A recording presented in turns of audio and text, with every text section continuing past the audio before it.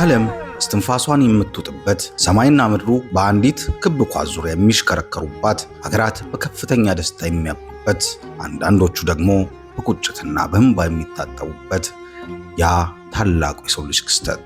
አዎ ስለ ፊፋው የዓለም ዋንጫ እያወራን ነው። ዛሬ በቢሊዮን የሚቆጠሩ ሰዎች ቀልብን የገዛው የሀገራትን ድንበር አፍርሶ አንድ የሚያደርገው ይሄ ግዙፍ ውድድር ከጀርባው ምን ያህል ደምና እንባ፣ ሚስጥርና ተንኮል፣ ተስፋና ተጋድሎ እንዳለው ያውቃሉ?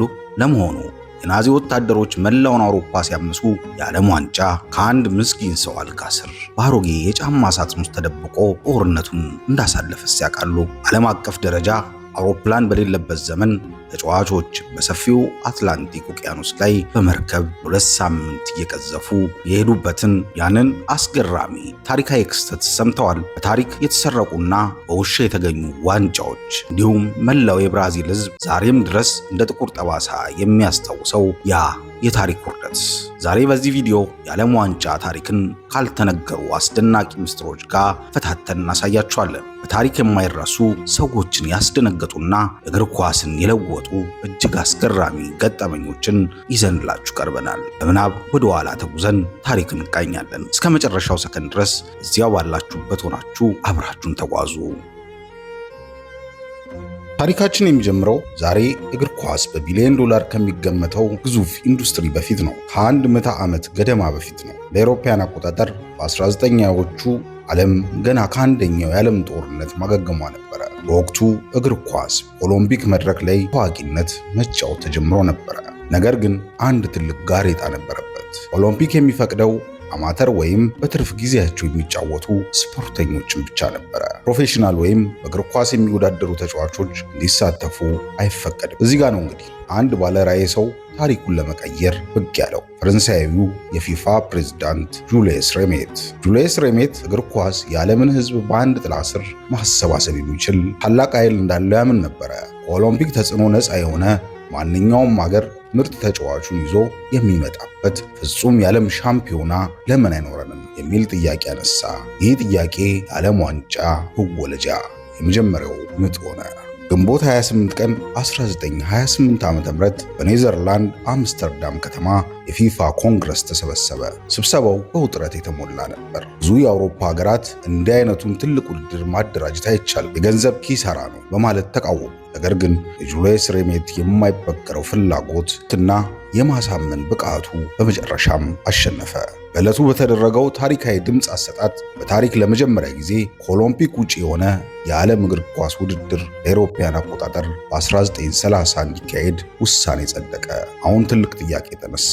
ይህን ታሪካዊ ውድድር የሚያዘጋጀው ማን ነው የሚል ጥያቄ ተነሳ።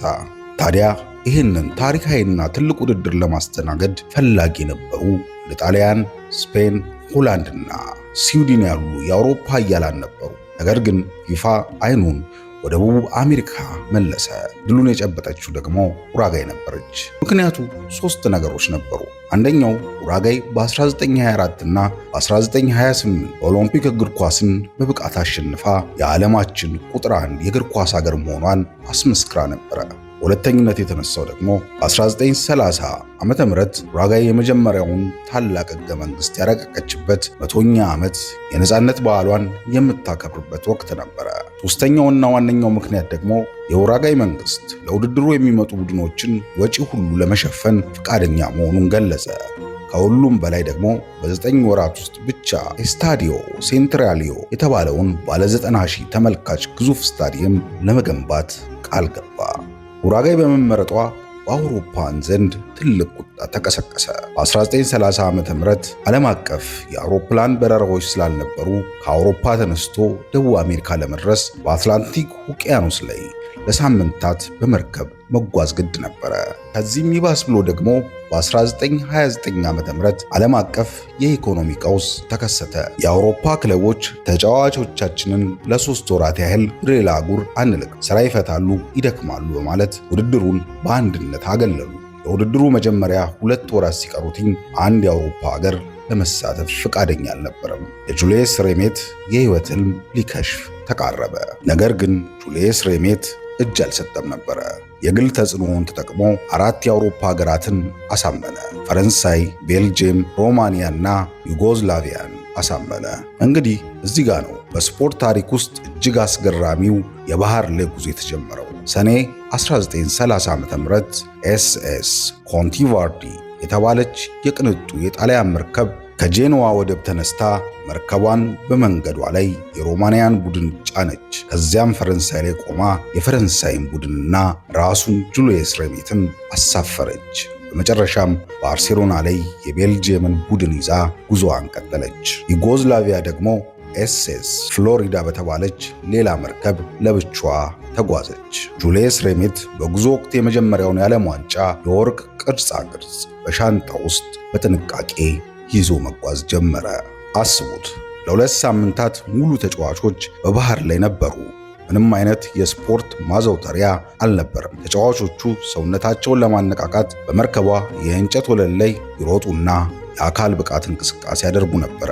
አልፎ አልፎ ኳስ ሲጫወቱ ኳሷ አምልጣ ወደ ሰፊው አትላንቲክ ውቅያኖስ ትገባ ትጠፋባቸው ነበረ። በመርከቧ ውስጥ አብረው ይበላሉ፣ አብረው ይዘፍናሉ፣ በጋራ ይለማመዳሉ፣ በጋራም ኳስ ይለማመዱ ነበረ።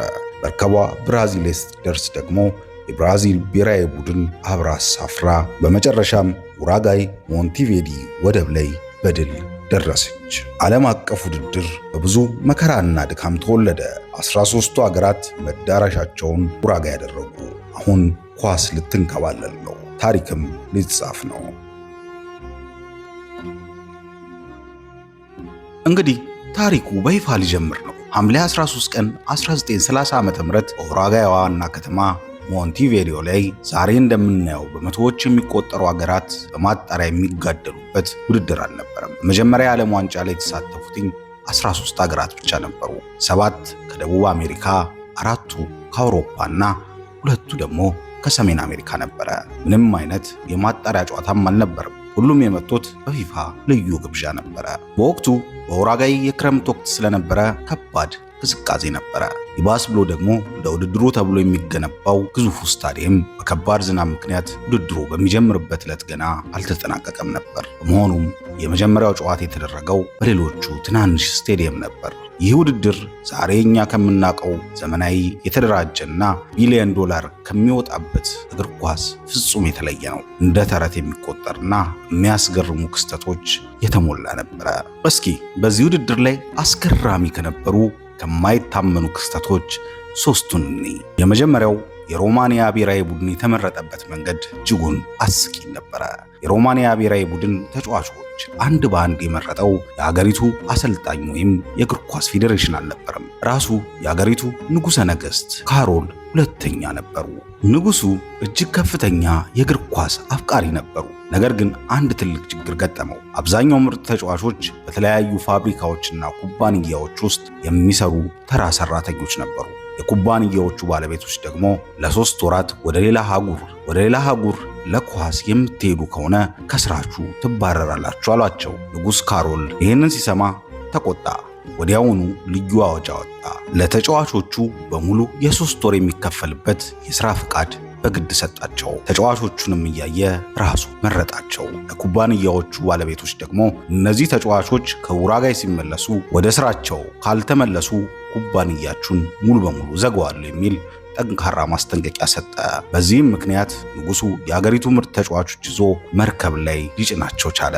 ሁለተኛው ደግሞ በጣም አስገራሚ ጉዳይ የኡራጋዩ ባለ አንድ እጁ ተጫዋች ነበረ። በዚህ ውድድር ላይ ከተሳተፉት ተጫዋቾች መካከል አንዱ ታሪክ ዛሬም ድረስ ሰዎችን በእንባና በአድናቆት ይሞላል። እሱም የኡራጋዩ አጥቂ ሄክተር ካስትሮ ነው። ካስትሮ ገና የ13 ዓመት ታዳጊ እያለ በኤሌክትሪክ መጋዘን በደረሰበት አደጋ ምክንያት ቀኝ እጁን ከክርኑ በታች በሙሉ አጥቶ ነበረ። በወቅቱ ሁሉም ሰው የዚህ ልጅ የእግር ኳስ ህልም እዚህ ላይ አብቅቷል ብለው አምኖ ነበረ።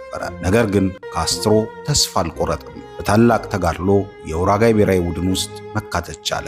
ደጋፊዎች በቅጽል ስሙ ኤልማንኮ ወይም ባለ አንድ እጁ እያሉ ይጠሩት ነበረ። ካስትሮም በውድድሩ ላይ አስደናቂ ብቃቱን አሳይቷል። በኡራጋይ ታሪክ የመጀመሪያውን የዓለም ዋንጫ ጎል ያስቆጠረው እሱ ነው። ይባስ ብሎ ደግሞ በመጨረሻም የፍጻሜ ጨዋታ ላይ አገሪቱን ሻምፒዮን ያደረገችውን ወሳኝና የመጨረሻ አራተኛ ጎል በራሱ ገጭቶ በማስቆጠር ስሙን በወርቅ ቀለም ጻፈ። የአካል ጉዳት ለህልም እንቅፋት እንደማይሆን ለዓለም አሳየ። ሶስተኛውና ደግሞ አስገራሚው ክስተት የዳኛው ፍርሃት ነበረ። ሐምሌ 30 1930 ዓ.ም መላው ዓለም የሚጠብቀው ታላቅ የፍጻሜ ጨዋታ ደረሰ። የተገናኙት ደግሞ ጎረቤትና ታሪካዊ ተቀናቃኞቹ ኡራጋይና አርጀንቲና ነበሩ። በሁለቱ ሀገራት መካከል ያለው ውጥረት ከመጠን በላይ በረታ ነበረ። ከ30 ሺህ በላይ የአርጀንቲና ደጋፊዎች ድል ወይም ሞት እያሉ እየጮሁ በጀልባ ውቅያኖሱን አቋርጠው ሞንቴቪዲ ደረሱ። ስታዲየሙ በ93,000 ተመልካቾች ተጨናነቀ። ወታደሮቹም ደጋፊዎቹን ለመፈተሽ በር ላይ ቆሙ።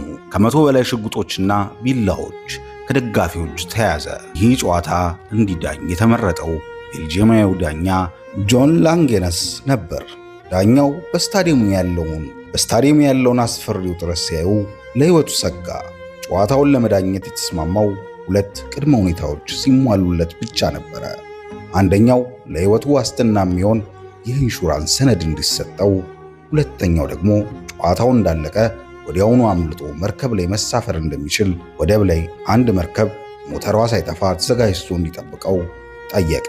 የሚገርመው ግን ጨዋታው ከመጀመሩ በፊት ሌላ ትልቅ ጠብ ተነሳ። ሁለቱም ሀገራት በኔ ኳስ ካልተጫወትን ብለው አሻፈረኝ አሉ። አርጀንቲና የኔ ኳስ ይሻላል ስትል፣ ኡራጋይም የኔ ኳስ ካልሆነ አልጫወትም አለች። ዳኛው ላንጌነስ ይህንን ሲያዩ አንድ ሰለሞናዊ መፍትሄ ያመጡ። በመጀመሪያ አጋማሽ በአርጀንቲና ኳስ፣ በሁለተኛው አጋማሽ ደግሞ በኡራጋይ ኳስ እንጫወታለን አሉ። እናም ጨዋታው ተጀመረ። በመጀመሪያው አጋማሽ አርጀንቲናውያን በራሳቸው ኳስ ተጠቀሙ። ጨዋታውን በበላይነት መሩ። አጋማሹ በአርጀንቲና 2-1 መሪነት ተጠናቀቀ። በሁለተኛው አጋማሽ ግን ኳሱ ተቀየረና የኡራጋይ ኳስ ገባ። በሚገርም ሁኔታ ኡራጋውያን በራሳቸው ኳስ መጫወት ሲጀምሩ ጉልበታቸው ታደሰ። አከታትለው 3 ጎሎችን በማስቆጠር ጨዋታውን 4-2 በሆነ ውጤት አሸነፉ። በዚህም መሰረት ኡራጋይ የመጀመሪያውን የዓለም ዋንጫ በታሪክ ለመጀመሪያ ጊዜ የመብላት ታላቅ ክብር ተቀናጀች። በንጋታው በመላው ኡራጋይ ብሔራዊ በዓል፣ ህዝቡም ለአንድ ሳምንት ሙሉ በደስታ ጨፈረ። በአንጻሩ በአርጀንቲና ዋና ከተማ ቦነስ አይረስ የተቆጡ ደጋፊዎች የኡራጋይን ኤምባሲ በድንጋይ እስከ መደብደብ ደረሱ። የመጀመሪያው የዓለም ዋንጫ በዚህ መልኩ ተጠናቀቀ። እግር ኳስ ማደጉን ቀጠለ። የመጀመሪያው የኡራጋይ ስኬት ካበቃ በኋላ የዓለም ዋንጫ በየ4 ዓመቱ መካሄዱን ቀጠለ። በ1934 ዓ.ም በጣሊያን፣ በ1938 ደግሞ በፈረንሳይ በታላቅ ድምቀት ተካሄደ። በወቅቱ ውድድሩ በዓለም ላይ ካሉ ስፖርቶች ሁሉ እጅግ ተወዳጅ እየሆነ የመጣበት ወርቃማ ጊዜ ነበረ። ነገር ግን የሰው ልጅ ታሪክ ጥቁር ጥላ ይህንን ታላቅ የስፖርት በዓል ረዥም ዓመታት ሊያጠፋው ብቅ አለ። እንደ አውሮፓውያን አቆጣጠር በ1942 እና በ1946 ዓ.ም መላው ዓለም በውጉት የሚጠብቀው የዓለም ዋንጫ ፍጹም ሳይካሄድ ቀረ። ምክንያቱ ምን ነበረ? የሰው ልጅ ታሪክን ያናጋውና በሚሊዮን የሚቆጠሩ ሰዎችን ሕይወት የቀጠፈው ሁለተኛው የዓለም ጦርነት ነበረ። ጦርነቱ ከመቀስቀሱ በፊት እንደ አውሮፓውያን አቆጣጠር በ1939 ዓ.ም የፊፋው ኮንግረስ ቀጣዩን የ1942 የዓለም ዋንጫ የት መካሄድ እንዳለበት ለመወሰን ተሰብስቦ ነበረ። ውድድሩን ለማዘጋጀት ሁለት ሀገራት ከፍተኛ ፉክክር ውስጥ ገብተው ነበረ፣ ናዚ ጀርመንና ብራዚል። አዶልፍ ሂትለር ውድድሩን ጀርመን እንድታዘጋጅ እጅግ ከፍተኛ ፍላጎት ነበረው። ምክንያቱም በ1936 የበርሊን ኦሎምፒክን ለናዚ ፕሮፓጋንዳ እንደተጠቀመበት ሁሉ የዓለም ዋንጫንም ወታደራዊና ዘራዊ የበላይነትን ለዓለም ለማሳየት ሊጠቀምበት ፈልጎ ነበረ። ብራዚል በበኩሏ አሁን ተራው የደቡብ አሜሪካ ነው በማለት በጽኑ ተከራከረች። ነገር ግን ፊፋ የመጨረሻውን ውሳኔ ሳይሰጥ መስከረም 1 ቀን 1939 ዓ.ም ጀርመን ፖላንድን ወረረች። ሁለተኛው የዓለም ጦርነት በይፋ ፈነዳ። መላው ዓለም በደምና በባህር ውስጥ ሲታመስ ፊፋ የ1942ቱን የዓለም ዋንጫ ሙሉ በሙሉ ለመሰረዝ ተገደደ። ጦርነቱ በ1945 ቢያበቃም አውሮፓ ሙሉ በሙሉ ወድማ ከተሞች ፈራርሰው እና ህዝቦች በረሃብ ላይ ስለነበሩ በ1946ም ውድድሩን ማካሄድ ፍጹም የማይታሰብ ሆነ። በዚህም የዓለም ዋንጫ ለ12 ዓመታት ያህል ከዓለም መድረክ ጠፋ። ነገር ግን በእነዚህ አስከፊ የጦርነት ዓመታት ውስጥ ከእግር ኳስ ታሪክ የማይጠፋ አንድ እጅግ አስገራሚና አስደናቂ ምስጢር ታሪክ ተከሰተ። የዓለም ዋንጫው በወቅቱ ቪክቶሪ ወይም የጁልየስ ሬሜት ዋንጫ ተብሎ የሚጠራው ከንጹህ ወርቅ የተሰራው ዋንጫ በ1938 ጣሊያን ስላሸነፈች የተቀመጠው በሮም ከተማ የሚገኝ አንድ ትልቅ ባንክ ውስጥ ነበረ። ጦርነቱ እየበረታ ሲመጣ የጣሊያን ፋሺስቶችና የጀርመን ናዚ ወታደሮች የባንክ ቤቶችን መዝረፍና ውድ የሆኑ ወርቅ ቅርሶችን መሰብሰብ ጀመሩ። የናዚ ወታደሮች ይህንን ታዋቂ የወርቅ ዋንጫ አግኝተው አቅልጠው ለጦርነት ወጪ ሊያውሉት እንደሚፈልጉ ወሬ ተሰማ። እዚህ ጋር ነው እንግዲህ አንድ እውነተኛ የእግር ኳስ ጀግና ብቅ ያለው። ጣሊያን እግር ኳስ ፌዴሬሽን ምክትል ፕሬዝዳንት የነበሩትኝ ኦቶሪኖ ባራሲ ዋንጫውን በናዚዎች እጅ ከወደቀ ዳግም እንደማይመለስ ያውቁ ነበረ። ስለዚህ አንድ እጅግ አደገኛ ውሳኔ ወሰኑ። ባራሲ በሚስጥር ወደ ባንኩ በመሄድ በሕይወቱ እየተወራረደ ዋንጫውን ከአስተማማኝ ክፍል ውስጥ አወጣው። ከዚያም ወደ ቤት ይዞት ሄደ። ናዚዎች ቤቱን ቢፈትሹ የት ነው የሚያገኙት ብሎ አሰበ። በመጨረሻም አንድ በጣም ተራ ቦታ መረጠ። ዋንጫውን በአሮጌ ጋዜጣ ጠቀለለው። ከዚያም በጣም አሮጌ በሆነ የጫማ ሳጥን ውስጥ ከተተው። ያንን የጫማ ሳጥን ደግሞ በራሱ መኝታ ቤት ከአልጋው ስር በጥልቅ ደበቀው። የሚገርመው ነገር የናዚ ወታደሮች ኦቶሪኖ ባራሲ ዋንጫውን ደብቋል የሚል ጥርጣሬ ስላደረባቸው ቤቱን ለመፈተሽ መጡ። ወታደሮቹ ቤቱን ሙሉ በሙሉ ገለባበጡት። ሳጥኑን ፈተሹ፣ የወለሉን እንጨቶች ነቀሉ፣ ሰነዶቹን በታተኑ። ነገር ግን ከአልጋው ስር የነበረውን ያንን ምስኪንና አሮጌ የጫማ ሳጥን ተራ ቆሻሻ መስሏቸው ሳይከፍቱት አለፉ። ባራሲ ልቡ በከፍተኛ ፍርሃት እየመታ ዋንጫውን ከናዚዎቹ እጅ አዳነው። ጦርነቱ በ1945 አብቅቶ በ1950 ውድድሩ በብራዚል ዳግም ሲጀመር ባራሲ ያንን የጫማ ሳጥን በኩራት ይዞ በመምጣት ዋንጫውን ለፊፋ በሰላም አስረከበ። ሁለተኛው የዓለም ጦርነት ካበቃ በኋላ እንደ አውሮፓውያን አቆጣጠር በ1950 የዓለም ዋንጫ በብራዚል ምድር ላይ ዳግም ሲቀሰቀስ እግር ኳስ ተራ ጨዋታ ሆኖ አብቅቶ ወደ እውነተኛው የሕይወት ድራማነት ተቀየረ። ባለፉት 10 ዓመታት የዓለም ዋንጫ መድረክ የሰውን ልጅ ያስደሰቱ፣ ያስለቀሱ፣ ያስደነገጡና እስከዛሬ ድረስ ማመን የሚከብዱ እጅግ አስገራሚ ታሪኮችን አስተናግዷል። አሁን በታሪክ የማይረሱ እነዚህን 5 ታላላቅና አስደንጋጭ ክስተቶች በዝርዝር እንመለከታለን። የመጀመሪያው ማራካናዞ የ1950ው የ200,000 ሰዎች ዝምታና የሀገር ሐዘን። ዓመቱ 1950 ነው። ብራዚል ውድድሩን በገዛ ሀገሯ ስታዘጋጅ ዋንጫውን እንደምታነሳ ሙሉ ሀገሪቱ ከተጫዋቾቹ እኩል 100% እርግጠኛ ነበረች። በወቅቱ በነበረው የውድድር ሕግ መሰረት የፍጻሜ ጨዋታ በምድብ ድልድል ነበረ። ብራዚል ዋንጫውን ለማንሳት ከአርጀንቲና በኋላ የመጣችውን ኡራጋይን ሜዳዋ ማሸነፍ አይጠበቅባትም ነበር። አቻ መውጣት በቂዋ ነበረ። ከጨዋታው በፊት የብራዚል ጋዜጦች እነሆ የዋንጫ ሻምፒዮኖቹ በሚል አርዕስቶች ቀድሞ ታትመው ወጡ። የወርቅ ሜዳሊያዎች ላይ የብራዚል ተጫዋቾች ስም ቀድሞ ተቀረጸ። በታዋቂው የማራካና ስቴዲየም ውስጥ ታሪክ ሊያምኑ የማይችለው 200,000 ያህል ሕዝብ ተጨናንቆ ገባ። ጨዋታው ተጀመረ። መጀመሪያ ብራዚል ጎል አግብታ ስታዲየሙ በደስታ አበደ። ነገር ግን በሁለተኛው አጋማሽ የኡራጋይ ተጫዋቾች ታምር ሰሩ። በመጀመሪያ ዋን ስካቬሮ አቻ አደረገ። ከዚያም ጨዋታው ሊያልቅ 11 ደቂቃ ሲቀረው አልሲደስ ጌጂያ ሁለተኛውን ወሳኝ ጎል ለኡራጋይ አስቆጠረ።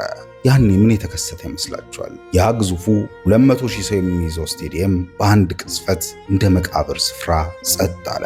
ጌጂያ ከዓመታት በኋላ ሲናገር በታሪክ ማራካና ስታዲየምን በዝምታ ያስረገሙት 3 ሰዎች ብቻ ናቸው፣ ፍራንክ ሲናትራ፣ ሮማዊው ጳጳስና እኔ ሲል ተናገረ። ጨዋታው በኡራጋይ 2-1 አሸናፊነት ሲያበቃ በስታዲየሙ የነበሩ ብዙ ደጋፊዎች በድንጋጤ በልብ ህመም ወደቁ። አንዳንዶቹም ራሳቸውን አጠፉ። ብራዚልም በወቅቱ ትለብሶ የነበረው ነጭ ማሊያን የዕድል መጥፎ በማለት ከማሊያነት ሰረዘች። ዛሬ ወደምናውቀው ቢጫና አረንጓዴ ማሊያ ቀየረች። ይህ ቀን በታሪክ የማራካናዞ መርዶ ተብሎ ይነገራል። ሁለተኛውና አስገራሚው ደግሞ ፒክለስ የተባለው ውሻ ነው። በ1966 የዓለም ዋንጫን የታደገ ባለ 4 እግሩ ጀግና ሲሉ ያሞካሹታል። ለአውሮፓውያን አቆጣጠር በ1966 ውድድሩን የምታዘጋጀው እንግሊዝ ነበረች። ውድድሩ ከመጀመሩ ጥቂት ወራት በፊት የዓለም ዋንጫ በለንደን ከተማ ለሕዝብ እይታ ቀርቦ ነበረ። ነገር ግን ባልታወቀ ሁኔታ በሌቦች ተሰረቀ። የስኮትላንድ ያርድ ፖሊሶችና መላው እንግሊዝ መረጃ መስሪያ ቤት አገሪቱን ቢያምሱም ዋንጫውን ሊያገኙት ግን አልቻሉም ነበረ። እንግሊዝ በዓለም ፊት ልታፍር ጥቂት ቀናት ቀሯት። ነገር ግን ታሪክን የቀየረው የሰው ልጅ ሳይሆን አንድ ውሻ ነበረ። ከአንድ ሳምንት በኋላ ፒክለስ የተባለ አንድ ጥቁርና ነጭ ቀለም ያለው ውሻ ከባለቤቱ ከዴቪድ ኮርቤት ጋር በደቡብ ለንደን ጎዳና ላይ እየተዘዋወረ ሳለ በአንድ ቁጥቋጦ ስር በድሮ ጋዜጣ በጥብቅ የተጠቀለለ ነገር አነፈነፈ። ባለቤቱ ጥቅሉን ሲፈታው የሚገርም ነገር አየ። የጠፋው ንጹህ ወርቅ የዓለም ዋንጫ ነበረ። ውሻው ፒክለስ በአንድ ጀንበር የመላውን እንግሊዝና የዓለም ጀግና ሆነ። በወቅቱ የቴሌቪዥን ኮከብ ተደረገ። የዓመቱ ምርጥ እንስሳ ተብሎ ተሸለመ። እንዲሁም ለአንድ ዓመት ሙሉ የሚበላውን የውሻ ምግብ በነፃ ተሰጠው። እንግሊዝ ዋንጫውን አግኝታ ውድድሩን በሰላም አከናወነች። ሶስተኛውና ደግሞ ሁላችንም የሰማነው ዲያጎ ማራዶና በ1986 ዓ.ም የእግዚአብሔር እጅና የክፍለ ዘመኑ ምርጥ ጎል ነው። እንደ አውሮፓውያን አቆጣጠር በ1986 በሜክሲኮ የዓለም ዋንጫ አርጀንቲና ከእንግሊዝ ጋር በሩብ ፍጻሜ ተገናኙ። ጨዋታው ከእግር ኳስ በላይ በሁለቱ ሀገራት መካከል ከነበረው የፎክላንድ ደሴቶች ጦርነት ማግስት በመሆኑ ከፍተኛ የፖለቲካ ውጥረት ነበረው። በዚህ ጨዋታ ላይ የእግር ኳሱ ንጉሥ ዲያጎ አርማንዶ ማራዶና በ4 ደቂቃ ልዩነት ውስጥ በዓለም የእግር ኳስ ታሪክ መቼም የማይደገም ሁለት የተለያዩ ታምራት ሰራ። በመጀመሪያው በ51ኛው ደቂቃ ላይ ተከሰተ። ማራዶና ከእንግሊዝ ረጅም ግብ ጠባቂ ፒተር ሺልተን ጋር በአየር ላይ ለኳስ ሲፎካከር መቱ ስላልደረሰ ቀኝ እጁን አውጥቶ ኳሷን በቦክስ መታትኝ። በቦክስ የመታው ኳስ ወደ ጎልነት ተቀየረ።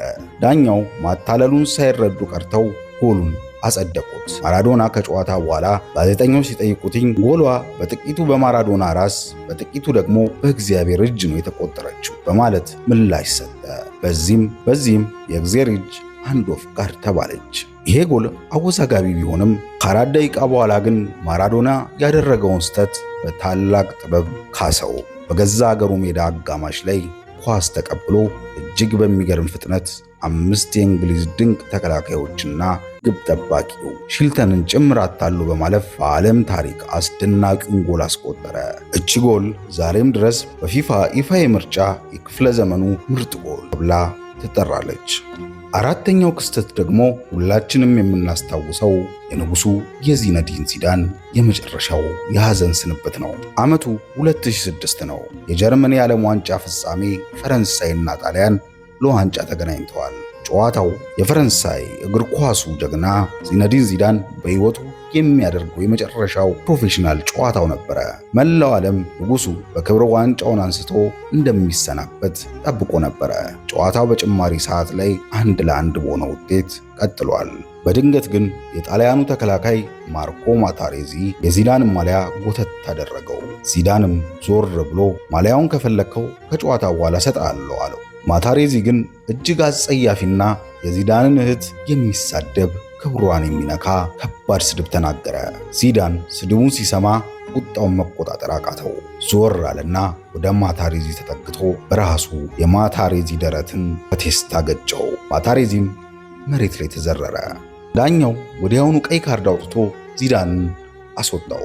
ዚዳን አንገቱን ደፍቶ ያንን ወርቃማ የዓለም ዋንጫ ሳያነሳው በአጠገቡ አልፎ ወደ መልበሻው ክፍል ሲያመራ የሚያሳየው ምስል በእግር ኳስ ታሪክ ውስጥ እጅግ ልብ ሰባሪና አስደንጋጭ የንጉሥ ስንብት ሆኖ ተመዝግቧል። ፈረንሳይም ያለ እሱ መሪነት በፔናልቲ በጣሊያን ተሸነፈች፣ ዋንጫውንም አጣች። አምስተኛውና የመጨረሻው ደግሞ የብራዚል ትልቁ ውርደት ነበረ።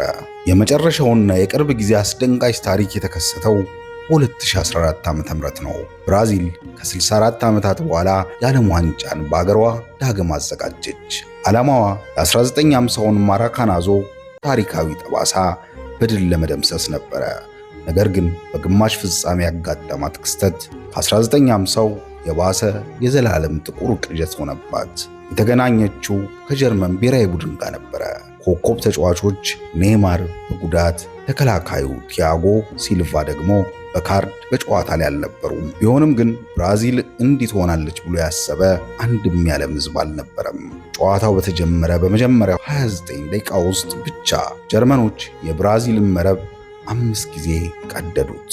5 ጎል ጀርመን አስቆጠረች። ስቴዲየም ውስጥ የነበረው ሕዝብ እያመን አልነበረም። የብራዚል ተከላካዮች ሜዳው ላይ ምን ማድረግ እንዳለባቸው ጠፍቷቸው ይባዝኑ ጀመር። ጨዋታው በመጨረሻም 7-1 በሆነ ልብ ሰባሪና ታሪካዊ ውጤት በጀርመን አሸናፊነት ተጠናቀቀ። ይሄ ውጤት በዓለም ዋንጫ ታሪክ በአዘጋጅ ሀገር ላይ የደረሰ ትልቁ ሽንፈት ሆነ። በስቴዲየሙ የነበሩ ትናንሽ ልጆች፣ ወጣቶች፣ አዛውንቶች ፊታቸው በእንባ ታጠበ።